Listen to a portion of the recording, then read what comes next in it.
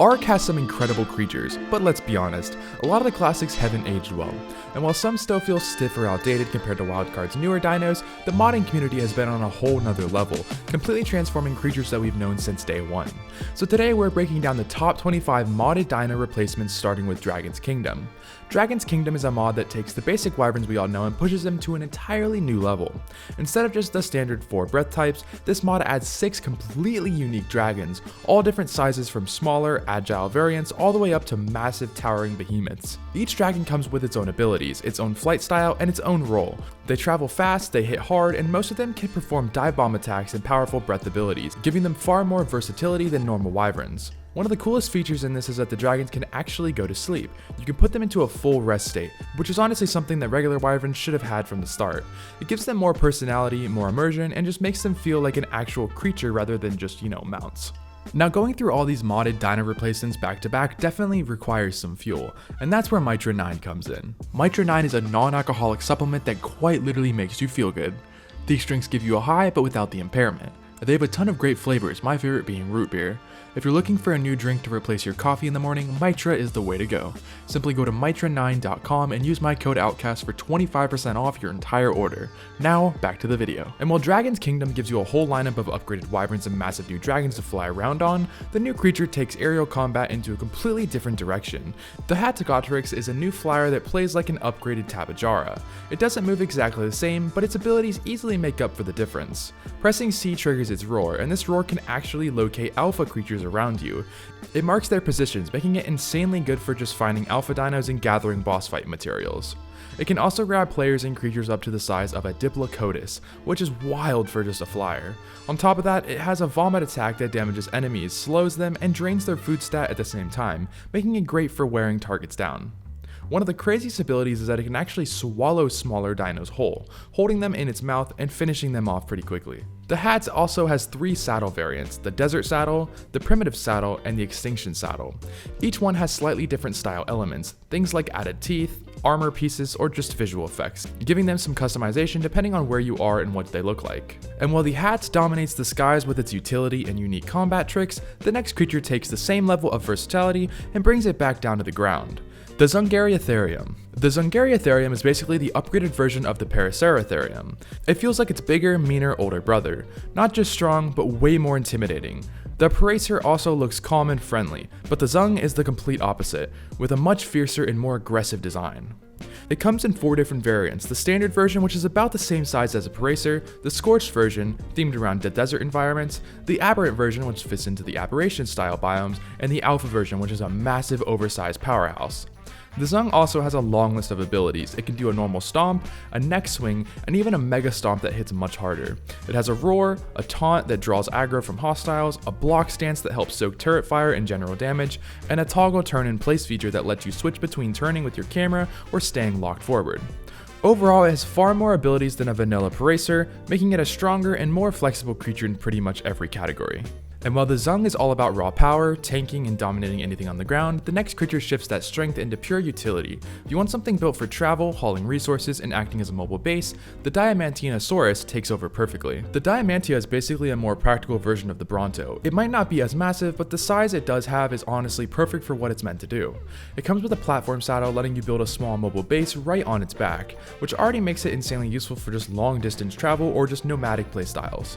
What really pushes it above the Bronto is its 75% weight reduction, but you only get that bonus when you have all 3 pieces of its special saddle set equipped.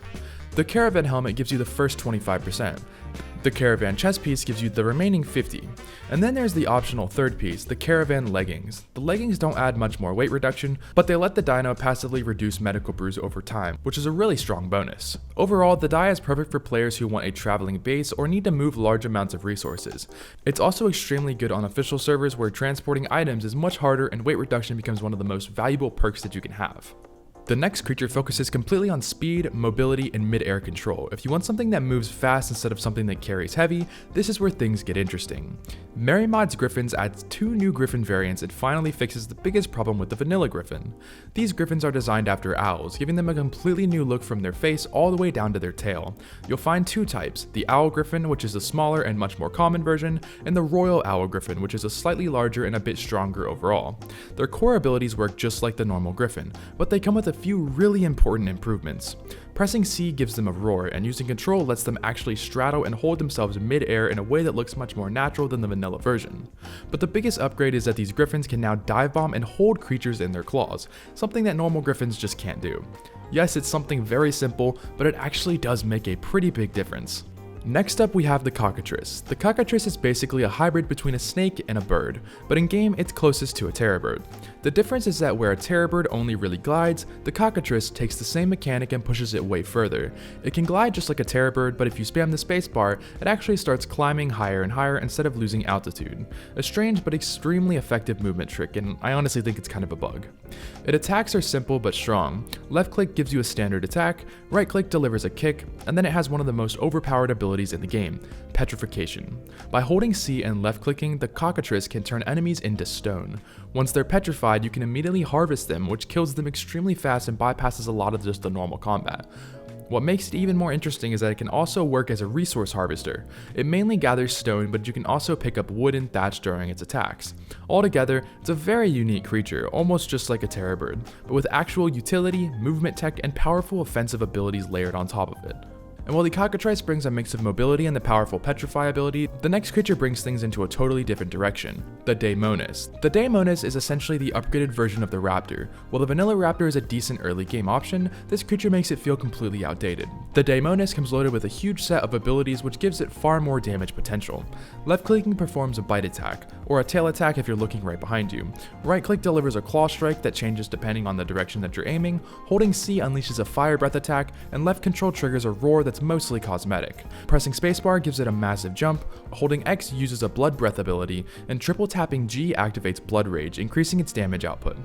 The Daemonis also comes in 7 variants: the standard version, the Scorched Earth variant, the Aberration variant, the Extinction variant, the Archaeology variant, an Alpha variant, and even a boss variant, which is extremely powerful. The next one shifts into a more specialized role. If you're looking for something built specifically for caves with utility that actually matters underground, the Monolophosaurus is the next creature that you're going to want to look at.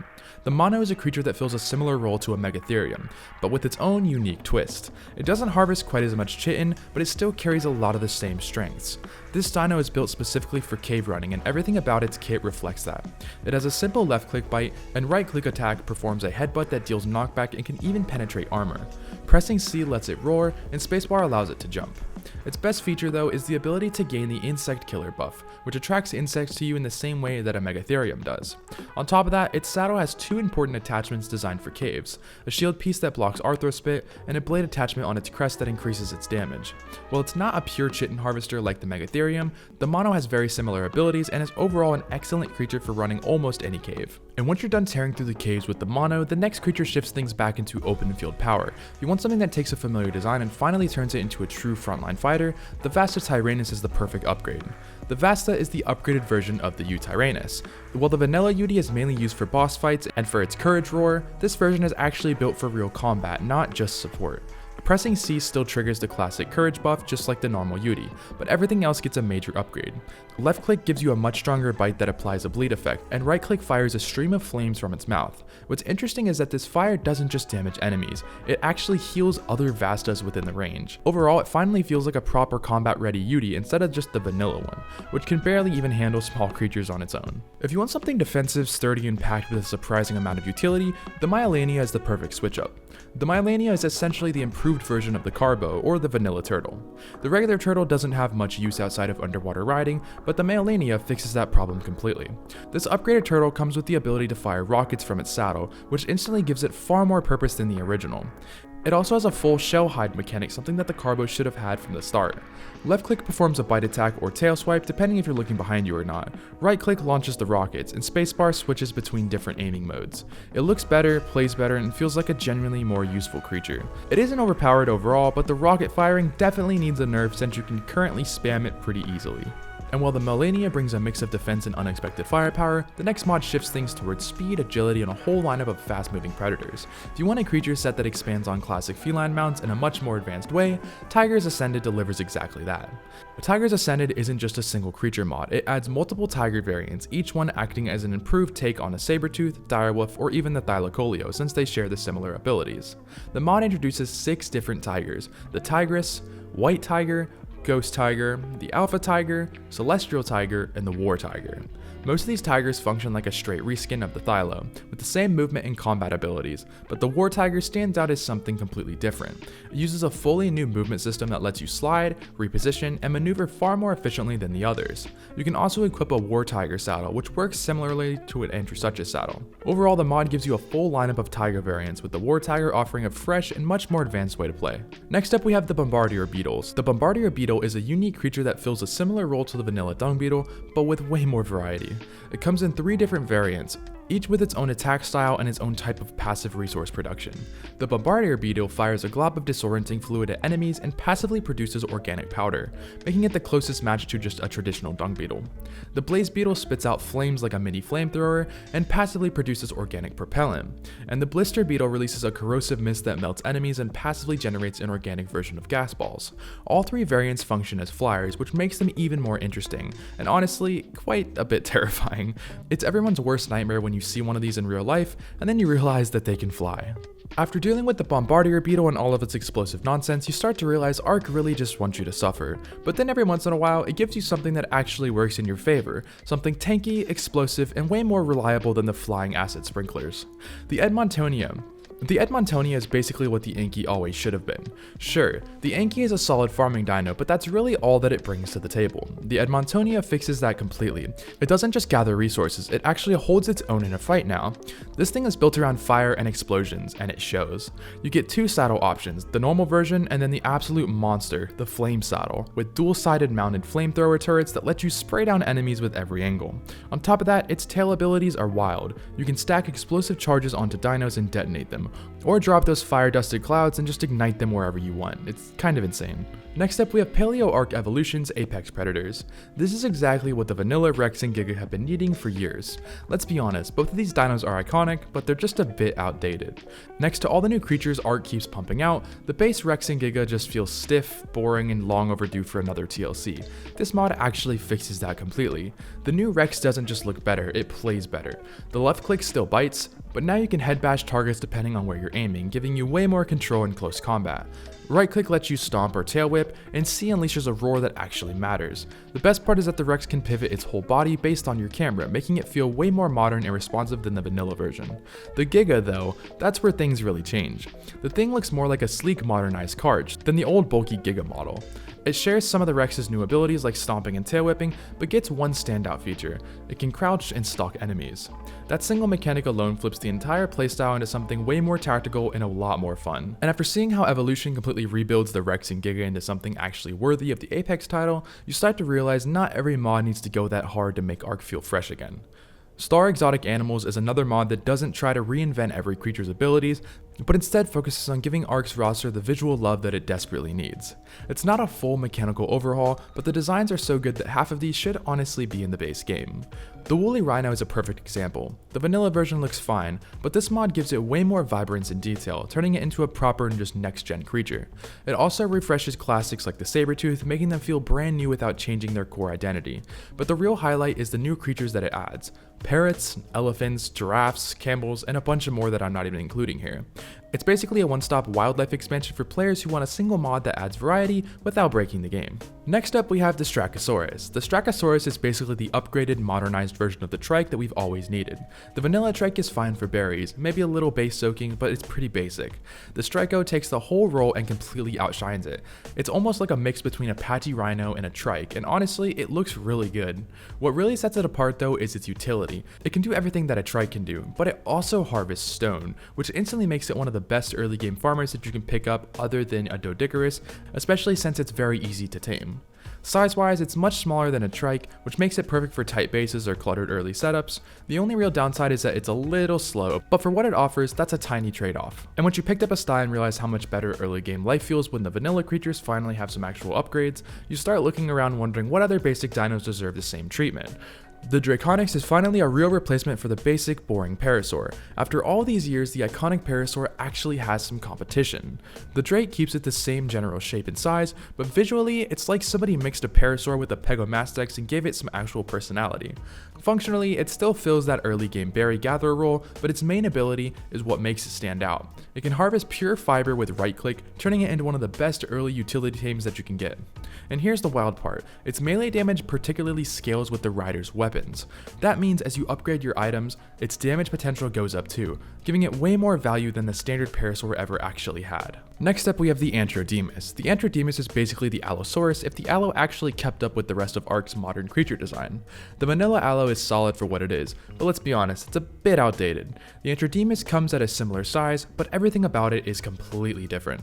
Your left click is the standard bite, right click is a brutal gore attack, C triggers a debuff roar, and left control gives you a cosmetic roar.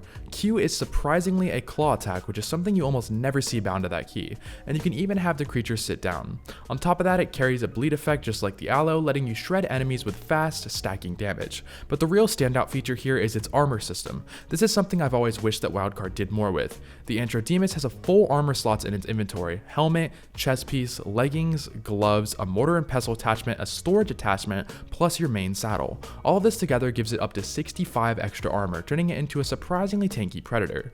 And the craziest part, with the mortar and pestle attachment, you can actually craft items directly in the dino's inventory. It's one of the most creative creature systems in any mod and makes the Antrodemus feel more like a full upgrade, not just another Allo reskin. And once you see a creature like the Antro come in and completely rebuild the Allo from the ground up, you start to realize just how many other mid-game dinos are still stuck in the Stone Age. Some of them aren't just outdated, they're practically fossils in the modern ARK lineup. The Vectospinus is exactly what the Spino should have evolved into years ago. The vanilla Spino is iconic, but again, it's just outdated and needs a TLC.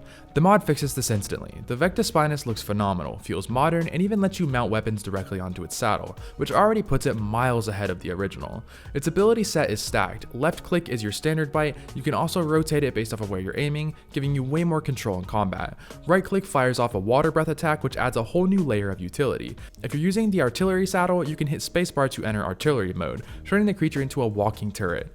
X toggles turn in place, Q gives you a standard roar, and C unleashes a buff roar. It still feels like a Spino, same style, same concept, but with way more depth, flexibility, and overall fun. Honestly, it's the Spino rework that Wildcard should have given us years ago. Next up we have the Paddletail Spino. The Paddletail Spino is another fantastic upgrade for anybody who thinks that the vanilla Spino deserves way more than what Wildcard gave us, and even though we just covered the Vectospinus, I had to include this one too. They both take the same creature in completely different directions, and the Paddletail version leans heavily into a more realistic design. It looks incredible and it honestly makes the base Spino feel very ancient. Gameplay wise, it's loaded with abilities. Left click gives you the standard bite, while right click changes based off of your situation. Claw swipe, gore attack, or even an underwater spin if you're submerged. C lets you carry smaller dinos or players, left control is your roar, and spacebar triggers a tail swipe. You can also toggle turn in place using left control and spacebar together for tighter movement. And one of its coolest features is thermoregulation. You can toggle it on to act like a built-in air conditioner, letting you safely incubate eggs without placing extra structures. It's a super practical touch that fits perfect with its more natural, grounded design. And after seeing two completely different takes on the Spino, you start to notice just how many of ARK's classic creatures fall behind once modders step in. Evolution Dangerous Depths gives the Mosasaur the upgrade that it desperately needed for years.